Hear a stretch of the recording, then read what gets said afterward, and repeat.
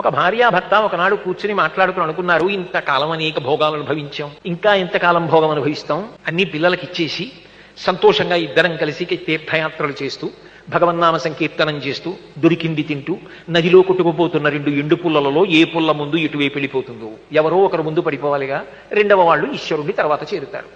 రా, ఇక మన ఇద్దరం కూడా ఈశ్వరాభిముఖ్యాన్ని పొందుదామని చెప్పి చెయ్యి పట్టుకుని వెళ్ళిపోతున్నారు. ఆవిడంది, లోకంలో ధర్మం అన్న మాట ఒకటి ఉంది కదా, భర్త గారు ముందు నడవాలి, భార్య వెనక నడవాలి, అందుకని ఒక్క 2 అడుగులు ముందు మీరు నడవండి.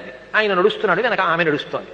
ఆయన నడిచి వెడుతుండగా ఆయనకు బంగారు గొలుసు ఒకటి అక్కడ కనపడి, ఆయన ఏం చేశాడంటే టక్కున కాలుతో తొక్కిపట్టి, అమ్మ బాబోయ్ బంగారం గొలుసు, ఇప్పుడు ఇది మా ఆవిడ కానీ చూసిందంటే, ఏమండోయ్ బంగారం గొలుసు అని చేత్తో పైకి తీస్తుంది, గొలుసు తీసిన తర్వాత మళ్ళీ బంగారం గుర్తొస్తుంది, బంగారం తర్వాత సంసారం గుర్తొస్తుంది, ఇది మళ్ళీ వెనక్కి వెళ్ళడానికి కారణం అవుతుందేమోనని కాలుతో తొక్కి నించున్నాడు.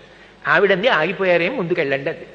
ఆయన అన్నాడు, లేదులే వస్తున్నాను, ఒక్క అడుగు నడు అన్నాడు. ఎందుకంటే ఆవిడ ముందుకు వెళ్ళిపోతే కాలు తీసేసి వెళ్ళిపోదాం, ఇక చూడదని. ఆవిడంది, ఇంకా మీకు బంగారం గొలుసు కనపడుతోందా? కలిసి నడిచినా, ఆయన ముందు నడిచినా, ఆమె 2 అడుగులు వెనక నడిచినా ఎవరు పండుతున్నారు?